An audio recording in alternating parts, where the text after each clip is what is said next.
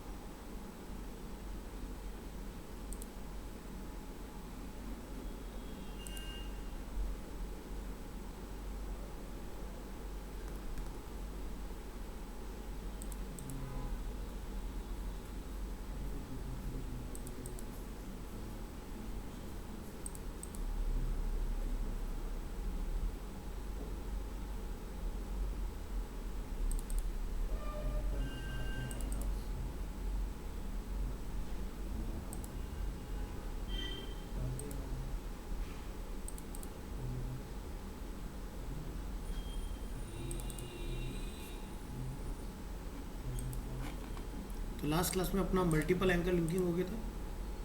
Anchor linking अपना complete है। इसके अंदर टेक्स्ट प्रॉपर्टी HTML 4 और 5 ये दोनों कंप्लीट है। और ठीक है ठीक है ठीक है ठीक है। तो आज हम लोग सबसे पहले देखते हैं अलग अलग पेजेस के ऊपर लिंकिंग डिफाइन करेंगे। ठीक है।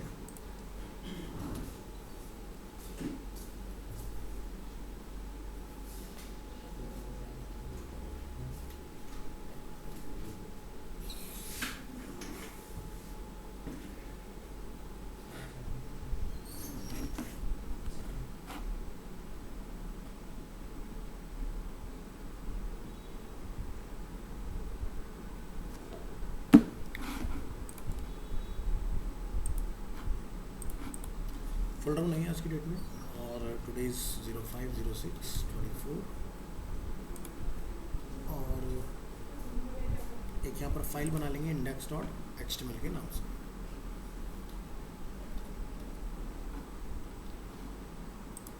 इस लोकेशन में सेव करेंगे index.html। अब हम लोग भी फाइल का नेम इंडेक्स क्यों रखते हैं, क्योंकि जब भी आप कोई वेबसाइट स्टार्ट करते हो ना तो होम पेज जो होता है ऑलवेज मेक श्योर कि उसका नेम इंडेक्स हो, क्योंकि इंडेक्स ही सबसे पहले ओपन होता है। अगर मेरे पास मल्टीपल पेज की कोई वेबसाइट है तो ब्राउज़र कंफ्यूज ना हो कि किस पेज को सबसे पहले लेके आना है। सो आपने ध्यान रखना है इसका नेम क्या रखना है, इंडेक्स। अब इंडेक्स ही क्यों, इसको ऐसा समझो कि जैसे हम लोग की बुक वगैरह पढ़ते हैं ना, तो बुक के अंदर जो हमारा 1 या 2 पेज के बाद जो इन्फॉर्मेशन होता है कि बुक के अंदर नंबर ऑफ चैप्टर्स कौन से हैं क्या है, तो या तो वो टेबल ऑफ कंटेंट होता है, table of index. Similarly website के अंदर जो इंडेक्स पेज होता है हमारा, वो हमारी वेबसाइट की एंटायर इन्फॉर्मेशन बताता है कि अगर आप इस वेबसाइट पर आते हैं तो आप क्या क्या इन्फॉर्मेशन विजिट करने वाले हैं। जैसे कि फ्लिपकार्ट में उनकी ऑफरिंग्स क्या हैं, क्या कैटेगरीज हैं, क्या किन कैटेगरी पर क्या ऑफर्स चल रहे हैं, तभी तो यूज़र आगे एक्शन लेता है। अब आपके वो एक्शन ही अगर आई की अच्छी ना हो, ऑफरिंग अच्छी ना हो, तो यूज़र आगे क्यों एंटरटेन होगा आपकी वेबसाइट पे, है ना। तो इसलिए इन चीज़ों का हमें ध्यान रखना है। अब एक वेबसाइट अगर आप यहाँ बनाना चाह रहे हैं तो जैसे मैं एक बेसिक कोड से शुरू करता हूँ। सो ये तो क्लियर हो गया डॉक टाइप क्या होता है, HTML क्या होता है, हेड क्या होता है। हमने यहाँ टाइटल डिफाइन किया अपना वेलकम पेज, और हेड को हमने क्लोज किया है। यहाँ पर एक बॉडी टैग अवेलेबल है और बॉडी के अंदर हमने एक हेडिंग का यूज़ किया जिसका अलाइनमेंट क्या है, सेंटर, और मैसेज लिखा हमने योर साइट। HR टैग का हमने यहाँ पर यूज़ किया जिससे एक हॉरिजॉन्टल लाइन प्रोड्यूस होगा, और इसको अगर हम लोग यहाँ ब्राउज़र में ओपन कर लें तो इसका कुछ इस तरह से कोड रहने वाला है, जो मैं आपको दिखा देता हूँ।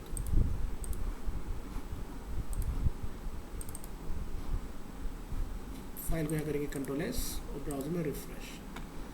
तो यहाँ पर आप देख सकते हैं कुछ इस तरह से एक HR की हेल्प से लाइन बनी है, home service about portfolio contact, ये हम लोगों ने यहाँ लिंक में डिफाइन किया हुआ है। तो लास्ट क्लास से अगर कंपैरिजन करें तो वहाँ पर हम लोगों ने हैश का यूज़ किया था।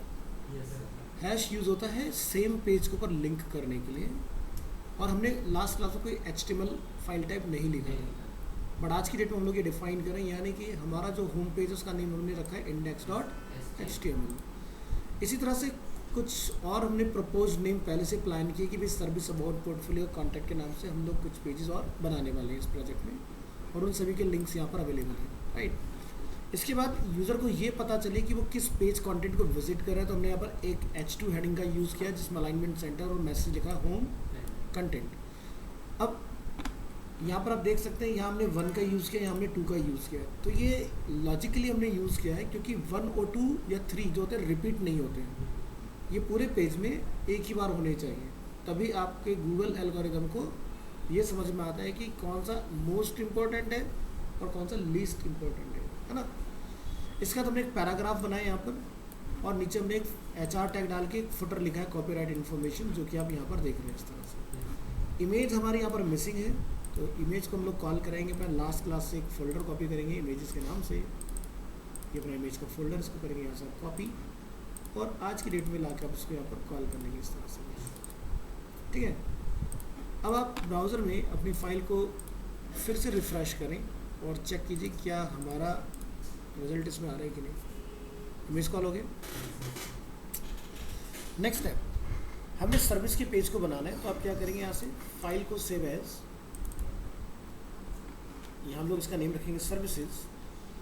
ध्यान रखिए कि स्पेलिंग मिस्टेक ना हो, वही नेम रखना है जो आपने लिंक में ऑलरेडी फीड किया हुआ है। उसके बाद title change services page, and यहाँ पर services content,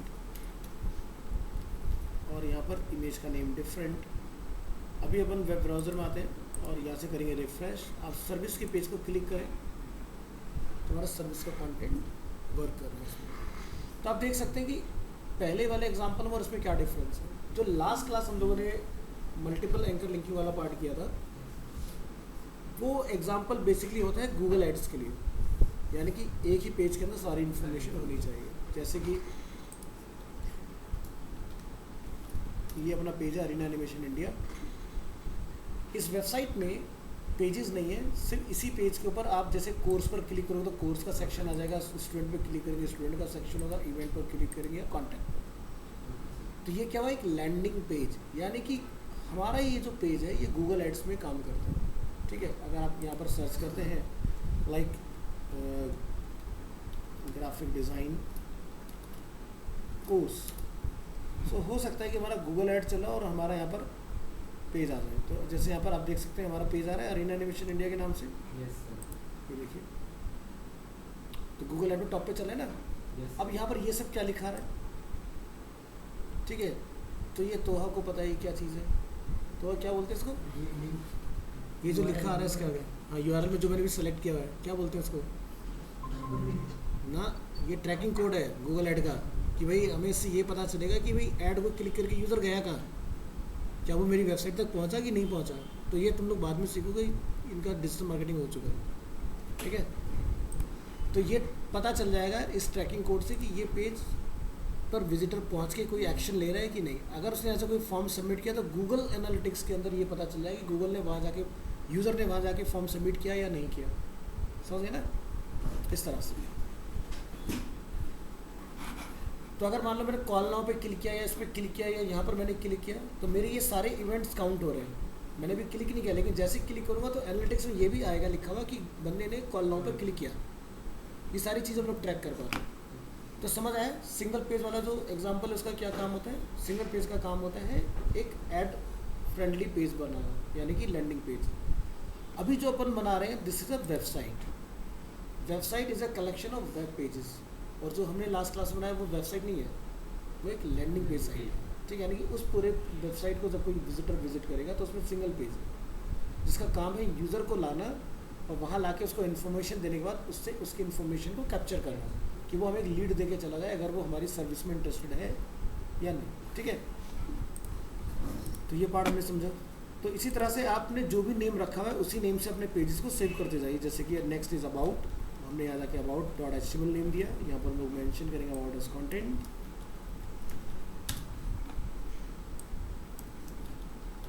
about age page. और इमेज का नेम अगेन हम लोग यहाँ पर कुछ डिफरेंट रखेंगे, लाइक 10 फॉर एग्जांपल। और अगर 10 के नाम से कोई इमेज अवेलेबल होगा तो जब आप अबाउट को यहाँ से क्लिक करेंगे तो आपको वो इमेज यहाँ पर डिस्प्ले हो जाएगा। समझ में आया? तो ऐसे बनती है अलग अलग पेज से वेबसाइट, ठीक है। बट अभी हम लोग बिल्कुल बेसिक सीख रहे हैं, तो अभी हमारे डिज़ाइन का कोई लुक एंड फील नहीं है। बट जब आप CSS सीख जाते हैं तब आपके पास ये फैसिलिटी होती है कि आपका विजुअल बहुत अच्छा अमेजिंग सा डिज़ाइन होता है इसके अंदर। तो बाकी के 2 पेज की लिंकिंग आप ट्राई करके देखिएगा। बट ध्यान रखना है कि पहले पेज पर ही आप ये प्लान कर लें कि नंबर ऑफ पेज कितने बनेंगे। पता चला आज आपने 4 पेज बनाए, कल को क्लाइंट कहता है 4 पेज और ऐड कर दो, तो आपके लिए फिर वो चारों पेज जो आपने बनाए उन सब में जाकर दोबारा से काम करना पड़ेगा, लिंक लगाना है ना बाकी पेज के लिए। अब डायनामिक वेबसाइट होती है तो वहाँ पर हमें ये टेंशन नहीं होती। जैसे आपका कोर्स क्या है, GWDD, तो WDD के अंदर क्या होता है कि जब हम लोग PHP सीख जाते हैं तो हमारी ये टेंशन खत्म हो जाती है। मान लो कि कल को आपके वेबसाइट में 1000 पेज है और आपने स्टैटिक वेबसाइट बना ली कोई, तो आपको सोचो कि 1000 पेजेस में जाके काम करना कितना बोरिंग काम हो गया। अब वहीं पर अगर डायनामिक होगा तो आप एक जगह लिखोगे 1000 में अपना आप काम हो जाएगा। तो इसलिए बड़े प्रोजेक्ट जो बनते हैं वो डायनामिक लैंग्वेज से बनते हैं, ठीक है। और छोटे जो वेबसाइट होते हैं वो HTML CSS से बन जाते हैं खाली, ठीक है। तो क्लैरिटी मिला इसके बारे में?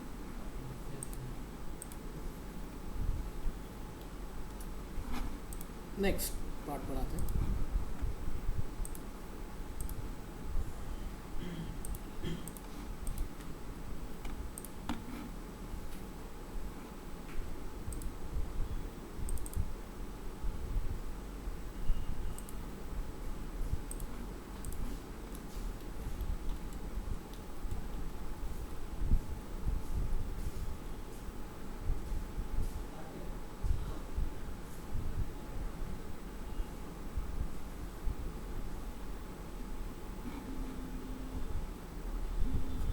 हेलो,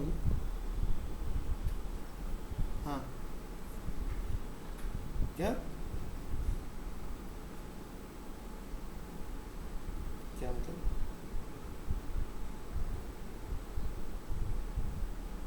हम्म, हम्म,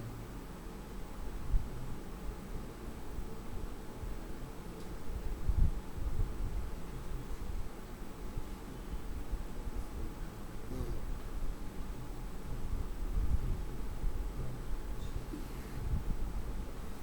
अच्छा कोई नहीं, वो मेरे पास आता है, मैं देख लूँगा उसको।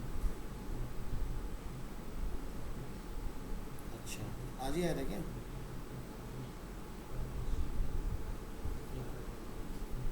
अच्छा,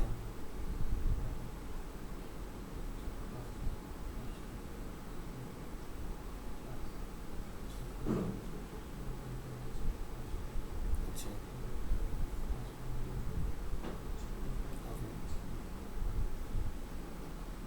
ओके,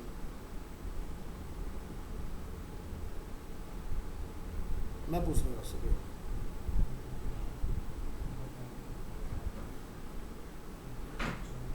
अच्छा,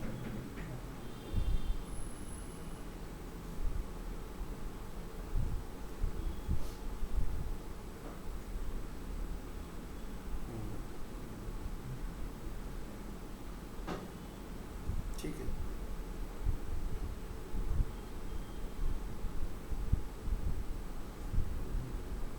अरे नहीं, तुम बोल दो ना, मिल जाएगा, तुम क्यों बोल रहे हो सब?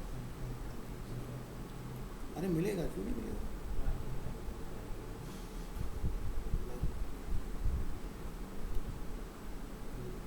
ये तुमने क्यों बोला? तुम यार मेरे नाम से जो आता है वो मेरे पास ही आता है।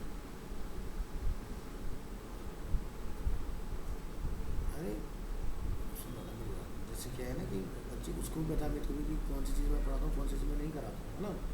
तो वो तो कोडिंग का तो मेरे पास ही आएगा ना, उसकी टेंशन ही नहीं थी। तो बोलो कि प्रीमियर आफ्टर तक फोटोशॉप इलस्ट्रेटर पढ़ने के लिए और जाना है, बाकी चीज़ें तो मेरे पास ही होंगी। हाँ, मैं बात करूँ। हाँ है मेरे पास। हाँ WDD मेरे पास पड़ा है।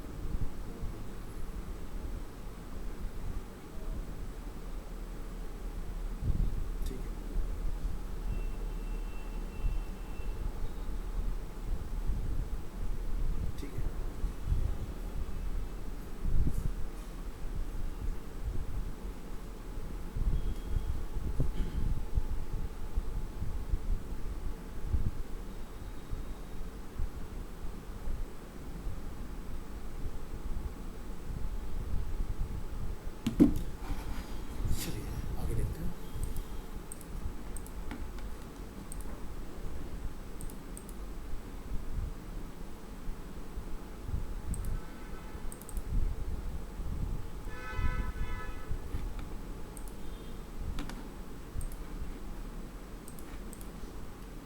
बाकी के 2 पेजेस आप ट्राई करके देखिएगा इसके अंदर। ठीक है, नेक्स्ट टॉपिक पर आते हैं। एक फाइल बना लीजिए यहाँ से। HTML में कमेंट हम लोग किस तरह से बना सकते हैं। ठीक है, कमेंट क्या होता है कि जैसे किसी चीज़ को हाइड करना या फिर किसी चीज़ के बारे में एक्सप्लेन करना, दैट इज़ अ कमेंट। तो फाइल को यहाँ से हम लोग ओपन कर लेते हैं इधर, और यहाँ पर मान लीजिए कि मैं इसको टाइटल देता हूँ HTML कमेंट के नाम से। फाइल को ब्राउज़र में ओपन कर लेंगे इस तरह से। अब मान लीजिए कि मैं अपने इस पेज के अंदर इस इमेज को डिसेबल करना चाहता हूँ। मैं चाहता हूँ कोड में रहे लेकिन आउटपुट में रेंडर ना हो, है ना। तो जैसे फोटोशॉप में लोग लेयर को शो हाइड करते हैं ना, लाइक वैसा। तो यहाँ पर लोग लिखते हैं less than exclamatory 2 time hyphen, और यहाँ पर 2 time hyphen and greater than, और ये आपका कंटेंट हाइड हो गया। So this is a comment. या हम यहाँ पर इस तरह से इसको यूज़ कर सकते हैं, लाइक इंफॉर्मेटिव मोड में, paragraph start from here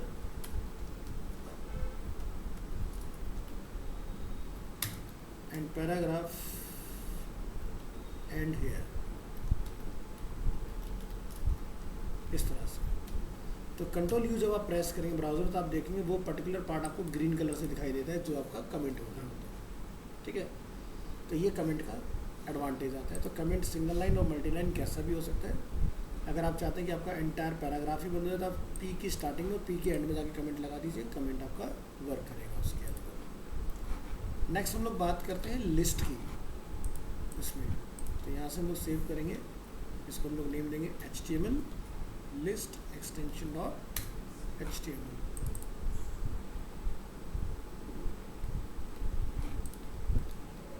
so यहाँ पर लिस्ट वाली फाइल ओपन कर लीजिए वेब ब्राउज़र में।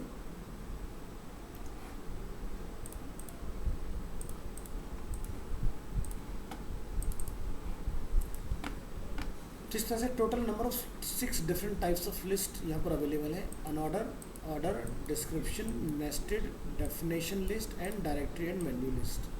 ठीक है, इनकी ज़रा वर्किंग देखें किस तरह से काम करती है। तो सबसे पहले हमारा अनऑर्डर लिस्ट के लिए टैग यूज़ होता है UL टैग। ठीक है, हमने यहाँ पर लिखा आई लाइक दीज लैंग्वेजेस, और आप यहाँ देखें मेरी लैंग्वेजेस के जो नेम है वो कुछ इस तरह से बुलेट होकर मुझे रिटर्न हो रहा है। तो अभी जो हम लोग लिस्ट का स्टाइल देख रहे हैं that is a square. By default जो हमारा स्टाइल होता है, अगर मैं टाइप को हटा देता हूँ तो ये होता है डिस्क, राउंडेड होता है इस तरह से। तो कौन कौन से स्टाइल्स होते हैं वो मैंने यहाँ पर लिख के डाला हुआ। Default type is disc and remaining is circle and square. तो अगर मैं यहाँ पर लिख देता हूँ सर्कल, स्क्वायर आप ऑलरेडी देख चुके हैं, डिस्क आप ऑलरेडी देख चुके हैं, सर्कल में हॉलो हो जाएगा इस तरह से। समझ आ रहा है। तो ये मैंने कैसे एक्सप्लेन किया, कमेंट बना के। कमेंट का रूल समझ में आया, यानी कि आउटपुट नहीं आएगा बट अगर आप कोड में जाके देखोगे तो आपको यहाँ दिखाई देगा, है ना। इसी तरह से हमारा नेक्स्ट टैग होता है OL, ऑर्डर लिस्ट में। तो इसके लिए हम लोग UL की जगह पर OL का यूज़ करेंगे, और बाय डिफ़ॉल्ट जो इसका टाइप होता है वो होता है 1 2 3 4। ठीक है, बट अगर आप चाहते हैं कि ये ABCD हो जाए तो हमने लिखा ABCD। ठीक है, तो ये स्टार्ट कहाँ से हो रहा है, E से। क्यों, क्योंकि हमने स्टार्ट में वैल्यू लिखा 5। अब 5 नंबर पे जो नंबर आएगा, अल्फ़ाबेट आएगा, वो आपका बेसिकली वर्क करेगा। तो आप देखो क्या लिखा है ABCD। तो हम लोग नंबर अपर अल्फ़ा, लोअर अल्फ़ा, अपर रोमन यानी कैपिटल 1 2 3 4, या फिर lower Roman first second third fourth, इस तरह से आप कुछ भी डिफाइन कर सकते हो इसके अंदर। और स्टार्ट का काम होता है कि किस नंबर से शुरू करना चाहते हैं। बट आप देख सकते हैं कि रूल जो है, जो फ्लो है, वो ब्रेक नहीं हो रहा है ना। अगर 1 है तो 1 से स्टार्ट हो रहा है, अगर हम लिखा स्टार्ट 5 तो 5 6 7 8। ये नहीं हो सकता कि 5 के बाद में 7 आ जाए, सीक्वेंस मेंटेन ही रहेगा, है ना। नेक्स्ट हम लोग बात करते हैं डिस्क्रिप्शन लिस्ट यानी कि डेफिनेशन लिस्ट। जैसे हमने यहाँ पर इसके लिए टैग यूज़ करते हैं DL stand for definition list, DT definition term. किसके बारे में आप एक्सप्लेन करना चाहते हो, बात टर्म है कॉफ़ी। तो हमने कॉफ़ी को डिस्क्राइब किया DD, डिस्क्रिप्शन में ब्लैक हॉट ड्रिंक। फिर हमने एक और टर्म अपना यहाँ पर डिफाइन किया, मिल्क, वाइट कोल्ड ड्रिंक, है ना, एग्जाम्पल। तो आप देख सकते हैं यहाँ पर ये हमारा डेफिनेशन वर्क कर रहा है। तो होता क्या है, जैसे स्कूल कॉलेज में हम लोगों ने पढ़ा हुआ है कि जब भी आप कोई टॉपिक लिखते हो टॉपिक के आगे से ही हमारा कंटिन्यू होता है, ये नहीं कि साथ में लेफ्ट से कंटिन्यू हो गया, ताकि हमें क्लियरली डिस्क्रिप्शन पता चले। नेस्टेड होता है आपका दो टैग को मिक्स करके या फिर एक ही टैग के अंदर दोबारा से उस टैग को यूज़ करना। इसके लिए कोई डेडिकेटेड टैग नहीं होता, आप यूएल को भी नेस्टेड कर सकते हो, ओएल को भी नेस्टेड कर सकते हो। तो जैसे हमारे पास ए टैग टाइप ए में ओएल में हमने यहाँ पर डिफाइन किया, I like these languages like HTML, CSS, JavaScript and jQuery। But CSS के अंदर 3 डिफरेंट टाइप्स ऑफ CSS आते हैं। तो अगर अगेन ABCD लिख देंगे यहाँ पर तो गलत हो जाएगा, क्योंकि ये इसके चाइल्ड पार्ट है, तो हमने इसको स्मॉल ABC कर दिया यहाँ पर। तो क्या लिखा, टाइप ए, तब जाके वो हमारा स्मॉल में कन्वर्ट होगा, ठीक है। बाकी डेफिनेशन लिस्ट एक और होता है आपका कॉम्पैक्ट, ये डिसकंटिन्यू है। एक और होता है हमारा यहाँ पर डायरेक्टरी एंड मेन्यू, ये भी अब आपका नॉट इन यूज में नहीं आता, ठीक है। तो ये है हमारी लिस्ट। अब यूज़ कहाँ आते हैं, जितनी भी टॉप लेवल की वेबसाइट आप देखोगे, जैसे हम लोग इस साइट की बात करें और यहाँ पर जो हम लोग नेविगेशन देख रहे हैं, जो ये डिज़ाइन है, राइट क्लिक अगर आप इसके ऊपर करते हैं और इंस्पेक्ट करते हैं तो आप यहाँ पर देखेंगे कि ये जो नेविगेशन है ये बेसिकली आप देख सकते हैं यूएल और एलआई के थ्रू ही बना हुआ है। पॉइंटर पर अगर आप नज़र डालें तो क्या दिखाई दे रहा है, UL tag then list item, है ना। तो इसलिए ध्यान रखें कि ये जो आज आपने यहाँ पर सीखा है लिस्ट, इसका आगे जाके वेबसाइट के नेविगेशंस बनाने में यूज़ होगा।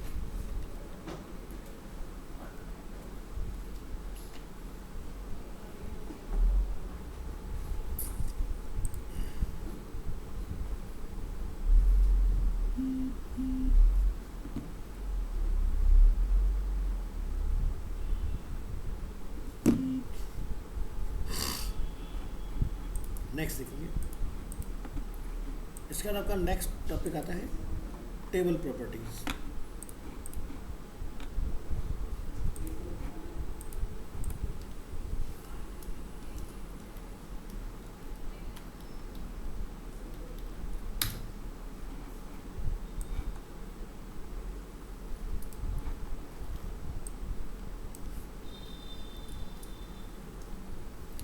सो टेबल क्या होता है, तो जैसे आपको याद होगा हमने इंट्रोडक्शन देखा था यहाँ पर,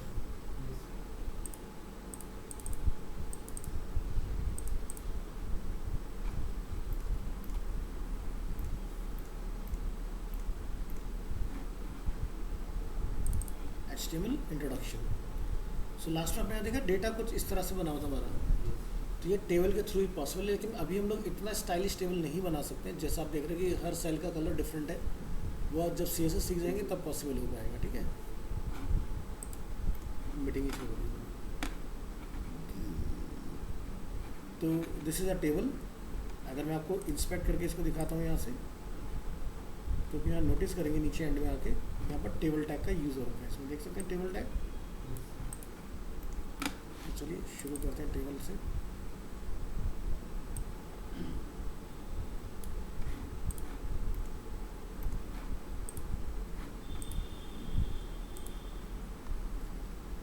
सो टेबल के लिए आपको टेबल टैग का यूज़ करना होता है। देन टेबल को विजिबल कराने के लिए बॉर्डर, बीच में लाने के लिए पेज के सेंटर, और टेबल की विड्थ कितनी होगी इसके लिए विड्थ एट्रीब्यूट। अगर हम लोग इसको सेव करके ब्राउज़र में इसका आउटपुट देखते हैं,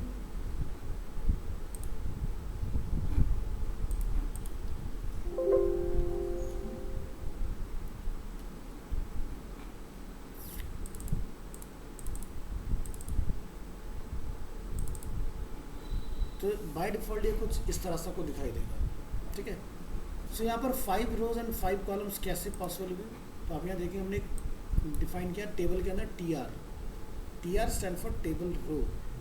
फिर हमने यहाँ पर डिफाइन किया TH हेडिंग, मतलब टेबल हेडिंग। तो ये आप टॉप में देख सकते हैं सभी हेडिंग्स बन गए हमारे, है ना। इसके अंदर सबकी विड्थ हमने सेट की 160 पिक्सल्स, यानी सभी इक्वल विड्थ में डिवाइडेड है। नेक्स्ट हमने इसको यहाँ पर टेबल हेडर डिफाइन किया ID, name, gender, age and email. फिर हमने नेक्स्ट TR डिफाइन किया बट इस बार हम लोगों ने टीडी का यूज़ किया। TD stand for table description, ठीक है। तो ये कॉलम और डिस्क्रिप्शन दोनों का काम करता है टीडी। तो हमने यहाँ पे लिखा जैसे 1 Sakshi Yadav, gender is female, unknown and email ID is this, ठीक है। तो अननोन हमने किसको लिखा, एज को, ठीक है। तो यहाँ पर आप देख सकते हैं एक हमारा वो बन के तैयार हो गया जिसमें पूरा डेटा आ रहा है।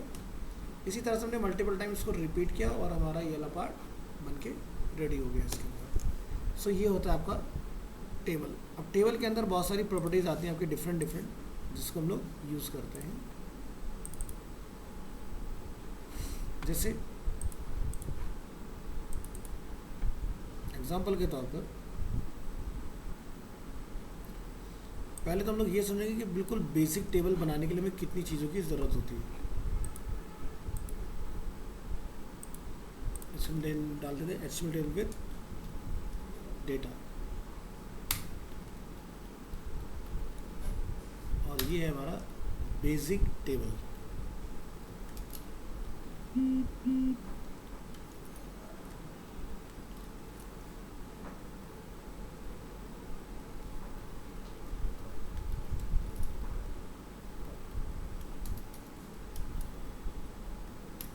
तो आप देख सकते हैं एक टेबल बनाने के लिए हमें एक इंडियन टैग की ज़रूरत है, table tag, TR and TD, और एक बॉर्डर। बॉर्डर जब तक नहीं डालोगे तब तक आपका टेबल आउटपुट पे दिखाई नहीं देता है। तो आप रिफ़्रेश करें यहाँ पर, तब जाके आपको इस तरह से आपका एक छोटा सा टेबल विजिबल होता है। और ये विजिबल करने के लिए मेक श्योर करना है कि आपने यहाँ पर NBSP लिखा हो। अगर ये नहीं लिखोगे तो एक छोटा सा डॉट आएगा और कुछ नहीं आएगा।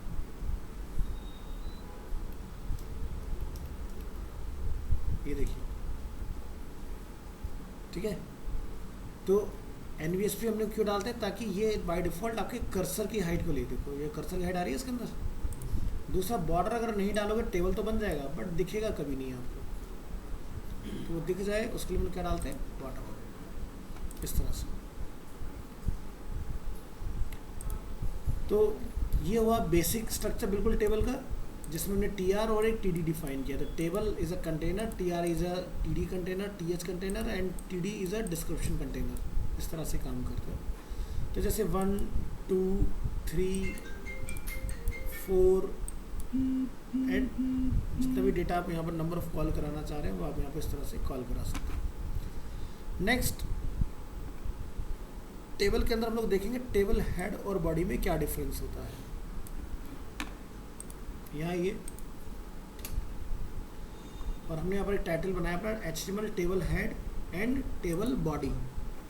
तो अब की बार क्या चेंज हुआ है कि हमने इस TH को एक T हेड में कॉल किया है। T हेड के अंदर आपका TR, देन TR के अंदर TH, देन T बॉडी के अंदर नंबर ऑफ जितने भी हमने रो बनाए उन सभी को यहाँ पर कॉल किया हुआ। तो डिफरेंस क्या मिलता है देखने के लिए कि अगर मान लीजिए पहले यहाँ पर आप रिफ्रेश करें ब्राउज़र में इसको, ठीक है। तो हमने यहाँ पर टेबल को एक हाइट ऑफर की, कितनी हाइट है, 400 पिक्सल। तो आप देख सकते हैं डिफरेंस की TH की हाइट नहीं बढ़ी है ना। बट अगर यही काम मैं टॉप वाले के साथ कर देता हूँ तब क्या होता है, आपकी सभी की हाइट इक्वली बढ़ेगी। डिफरेंस समझ आ रहा है। हमें सिर्फ बॉडी की हाइट को इंक्रीज़ करना है, ना कि हेडर की हाइट को। तो आप हेडर को इस तरह से सेफ रख सकते हो, T body and T header की हेल्प से। तो T हेड का रोल समझ रहा है, ठीक है, और T बॉडी। तो हाइट सिर्फ बॉडी की बढ़ेगी, ना कि एंटायर टेबल की। नेक्स्ट आता है बॉर्डर की थिकनेस के बारे में।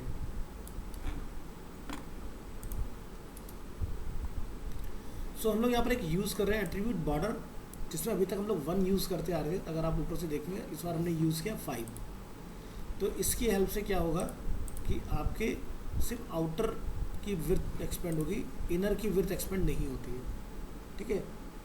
तो टेबल में ये आपका होता है टेबल बॉर्डर। अब बात करते हैं बॉर्डर का। अगर हमें कलर चेंज करना हो तो कलर कैसे चेंज होगा, अगेन उसके लिए आपको यहाँ पर डिफाइन करना रहेगा बॉर्डर कलर। तो हम जाके यहाँ पर एक एट्रीब्यूट लगा रहे हैं बॉर्डर कलर, और कलर इज़ रेड।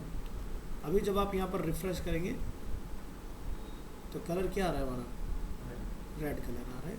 ये हमारा बॉर्डर कलर एट्रीब्यूट का हमने यूज़ करना है। इसी तरह से आपको अगर टेबल में सभी चीज़ों का कलर चेंज करना है, फॉर एग्ज़ाम्पल हम बात करें HTML table TR TH and TD background colour, तो आप सभी के कलर को चेंज कर सकते हैं। आपको एक एट्रीब्यूट यूज़ करना है, वो क्या है, BG कलर। तो हम BG कलर यहाँ डिफ़ाइन कर रहे हैं, हम BG कलर यहाँ डिफ़ाइन कर रहे हैं, रो में हम BG कलर TD में डिफ़ाइन कर रहे हैं। तो हम सभी जगह पर इसको यूज़ करके अपने टेबल के कलर को डिफरेंट कलर में दिखा सकते हैं, है ना। तो ये हुआ हमारा टेबल का TR TD TH सभी का कलर कैसे चेंज होगा। तो अगर आपने टेबल में कलर डाला तो एंटायर टेबल में चेंज होगा, अगर आपने TR में डाला तो पर्टिकुलर रो का चेंज होगा, अगर आपने TH में डाला तो पर्टिकुलर हेडिंग का चेंज होगा, और अगर आपने TD में डाला तो पर्टिकुलर TD का कलर चेंज होगा। तो मैंने TH में कलर नहीं डाला है, बट मैं डाल के आपको दिखा देता हूँ कि मैं यहाँ से जाके लिख देता हूँ BG कलर, और मैंने यहाँ पर जाके नेम को एक कलर ऑफर किया है, और इसको हम लोग लिख देते हैं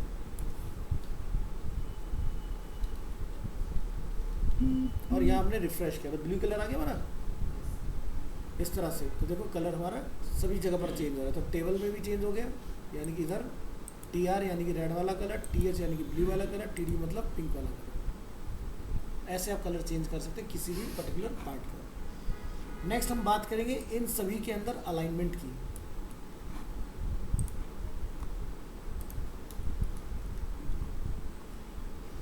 तो मेन टेबल पे अगर अलाइन लिखेंगे तो वो लेफ्ट सेंटर राइट पेज में कहाँ आएगा। अगर हम लोग यहाँ पर आते हैं, ठीक है, तो बाय डिफ़ॉल्ट जो हमारा अलाइनमेंट होता है टेबल के अंदर, अगर आप ब्राउज़र में रिफ़्रेश करेंगे तो लेफ़्ट होता है, आप देख सकते हैं। बट हमारा ये अलाइनमेंट जो है ये कहाँ पर आ रहा है, लेफ़्ट सेंटर राइट। इन सभी में क्या आ रहा है, सेंटर। क्यों? क्योंकि इससे पहले जो हम लोगों ने टेबल बनाया था हमने उसमें क्या डाला था, अलाइन सेंटर। तो अगर आपने यहाँ पर जाके लिखा TR में अलाइन लेफ्ट, तो entire row along with column left हो जाएगा। अगर आपने लिखा अलाइन सेंटर तो entire row along with TD center align होगा, और यहाँ से आपका राइट अलाइन होगा। तो हॉरिजॉन्टल के लिए चलता है अलाइन, हॉरिजॉन्टल के लिए चलता है अलाइन, और वर्टिकल के लिए चलता है V align. V stand for vertical align, यानी कि अप एंड डाउन। तो ये देख सकते हैं लेफ्ट और टॉप में है, ये हॉरिजॉन्टल एंड वर्टिकल मिडिल में है, ये आपका राइट और बॉटम में है। तो हमने प्रॉपर्टी यूज़ की राइट और वर्टिकल अलाइन में बॉटम, यहाँ पर align centre vertical align middle, यहाँ पर align left and vertical align top. तो डिफ़ॉल्ट क्या होता है, डिफ़ॉल्ट वर्टिकल मिडिल रहता है और हॉरिजॉन्टल लेफ्ट रहता है, ठीक है। नेक्स्ट हम लोग बात करेंगे टेबल के अंदर रूल्स की।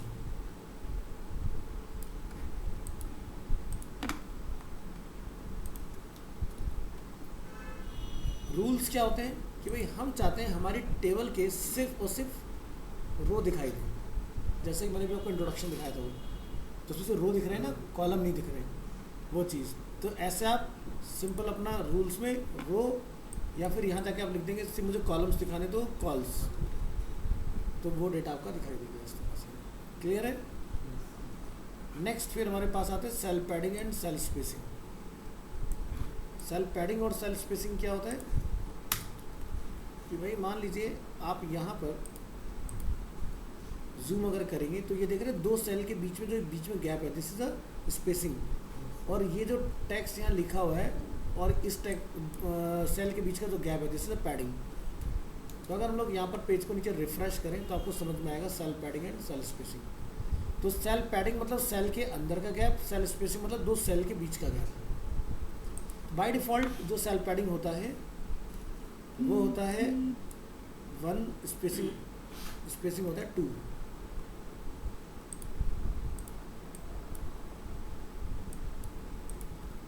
ठीक है, ये अपना डिफ़ॉल्ट होता है। अब आप ये लिखें या ना लिखें, बात एक ही है। कोई चेंज आया इसमें? नहीं ना। डिफ़ॉल्ट वैल्यू पता चला, पैडिंग कितना होता है 1, स्पेसिंग कितना होता है 2। तो इसको मैं अगर यहाँ पर लिख लेता हूँ जैसे कि पैडिंग 5 हो जाए, तो आपको क्या समझ में आता है कि आपका टेक्स्ट और सेल बॉर्डर के बीच में 5 पिक्सल का गैप ऐड हो गया। इसी तरह से स्पेसिंग को अगर लोग बढ़ाते हैं तो दो सेल के बीच की दूरी जो होगी वो 5 पिक्सल की होगी। समझा है पैडिंग एंड स्पेसिंग। नेक्स्ट हम लोग बात करेंगे टेबल के अंदर बैकग्राउंड इमेज को कॉल करने का, कि टेबल में बैकग्राउंड इमेज कैसे कॉल होती है।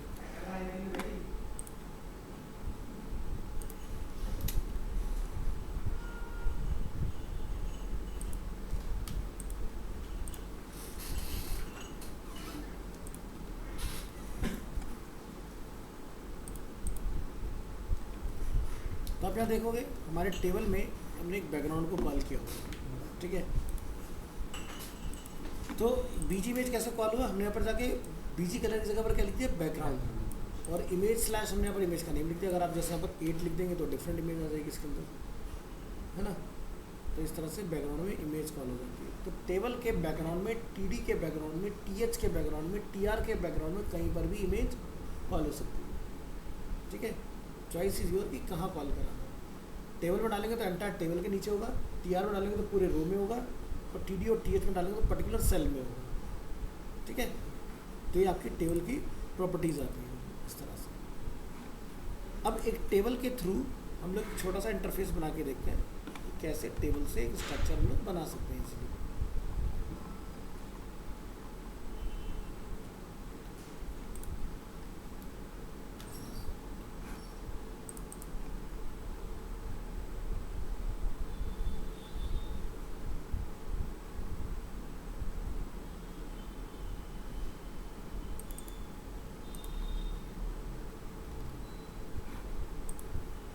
यहाँ पर एक फाइल बनाते हैं, वेब पेज डिज़ाइन वाया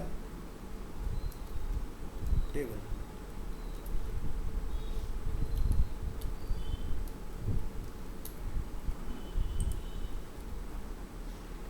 तो आप यहाँ देखेंगे हमने एक टेबल बनाया है यहाँ पर, ठीक है।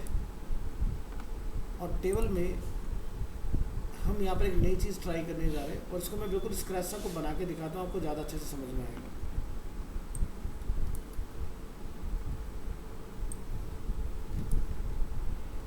ठीक है, तो मेन टेबल टैग, टेबल के अंदर टीआर, टीआर के अंदर टीडी, इस तरह से हमने एक स्ट्रक्चर बनाया। इसकी विड्थ कितनी है, 800, और ये पेज के सेंटर में आएगा।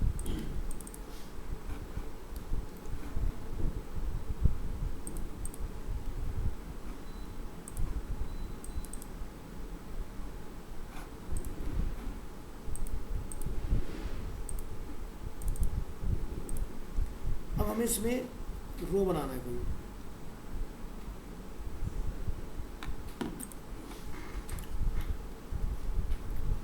तो आप यहाँ से एक नया रो इस तरह से डिफाइन करेंगे। तो टोटल नंबर रो कितना होगा हमारे पास, अब 2। अब मान लीजिए पहला part is a banner area, तो हमने यहाँ पर जाके इसको एक हाइट दे दिया टीआर को, कि भाई हाइट जो रहेगा तकरीबन 150 पिक्सल्स का होगा। नीचे वाला जो रो है उसके अंदर हम लोग चाहते हैं कि 5 बटन्स हो, तो हमने 5 टाइम टीडी को कॉपी पेस्ट किया इस तरह से। तो नीचे तो 5 बन गए, लेकिन ऊपर और सबसे नीचे का एरिया हमारा डिस्टर्ब हो गया। तो अगर आप चाहते हैं कि ये कॉलम यहाँ से यहाँ तक मर्ज हो जाए, तो उसको हम लोग लिखते हैं यहाँ पर कॉल स्पैन। तो हमने क्या लिखा, 5 क्यों लिखा, क्योंकि बीच वाले रो में 5 कॉलम है, तो 5 लिखते हैं। बैनर देखो फिक्स हो गया। इसी तरह से हमें नीचे वाले एरिया में काम करना है, हमने यहाँ जाके डिफाइन किया, और यहाँ जाके हम लोग लिख देते हैं कॉल स्पैन इज 4 क्यों लिखा, क्योंकि 4 + 1 = 5। ये पार्ट सेट हो गया। इसकी भी अपन एक हाइट रख देते हैं,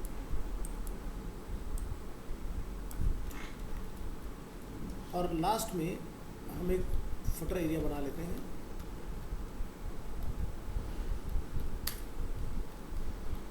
जिसकी कोई हाइट नहीं होगी। तो एक बेसिक स्ट्रक्चर बन के तैयार हुआ अपना, ठीक है। लेकिन इस तरह के डिज़ाइन सिस्टम में, एक मॉडल में एक प्रॉब्लम है कि अगर आप अपने डिज़ाइन में किसी एरिया की विड्थ को चेंज करोगे तो वो ऊपर के पार्ट को भी अफेक्ट करेगा। एग्जांपल के तौर पर हमने यहाँ पर जाकर डिफाइन किया विड्थ एट्रीब्यूट इक्वल टू, लिखा 200। आप नोटिस करेंगे बटन वाले एरिया का भी विड्थ चेंज हो गया नीचे के साथ। इसका सॉल्यूशन आता है नेस्टेड टेबल के अंदर। तो हम क्या करें, यहाँ पर इसको फिक्स करने के लिए इस तरह की रिक्वायरमेंट को हम लोग फिल करते हैं नेस्टेड टेबल से।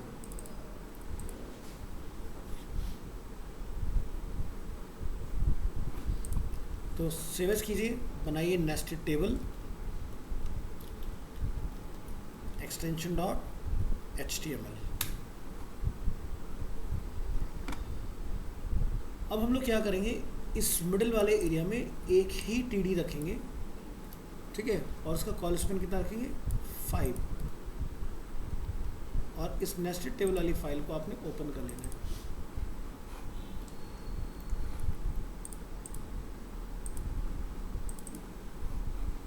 ठीक है, इस नेस्टेड में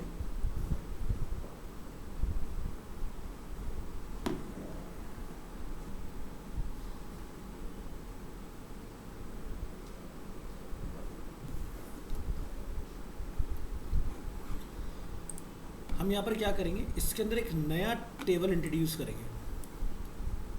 इसके अंदर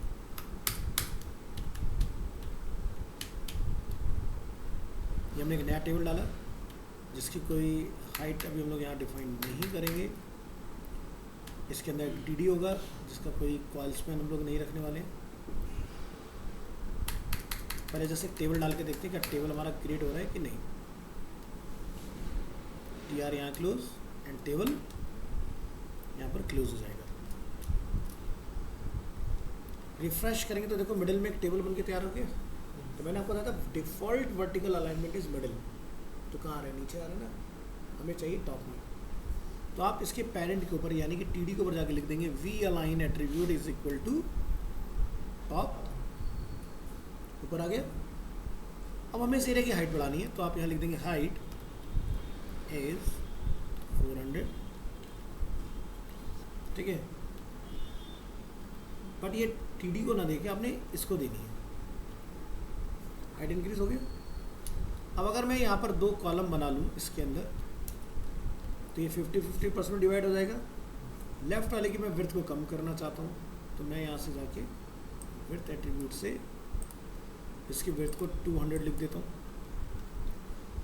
अब क्या दिखाई दे रहा है, ऊपर वाला पार्ट अपनी जगह पर है, नीचे वाला पार्ट अपना अलग जगह पर है। तो नेस्टेड टेबल से ये काम आप ले सकते हैं।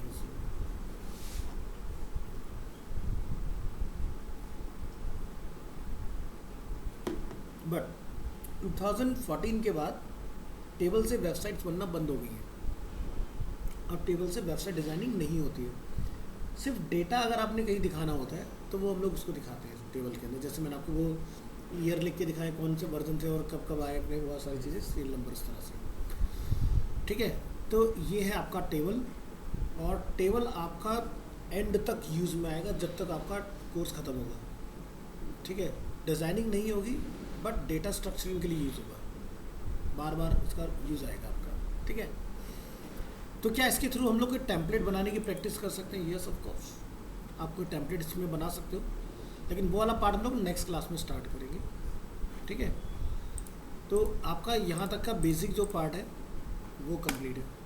ठीक है, तो नेक्स्ट क्लास हम एक छोटा सा टेम्पलेट इसमें ट्राई करेंगे कि कैसे स्ट्रक्चर बनेगा। उसके बाद हम इसमें स्टार्ट करेंगे फॉर्म।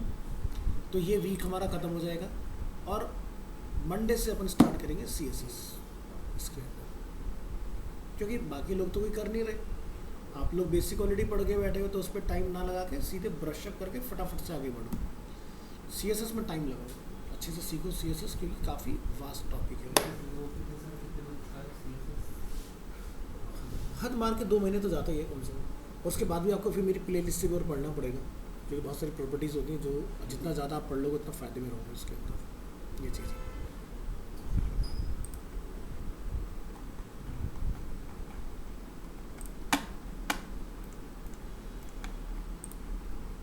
तो इस बार तुम्हारे कोर्स में पहले की तरह बहुत ज़्यादा टाइम नहीं जाएगा।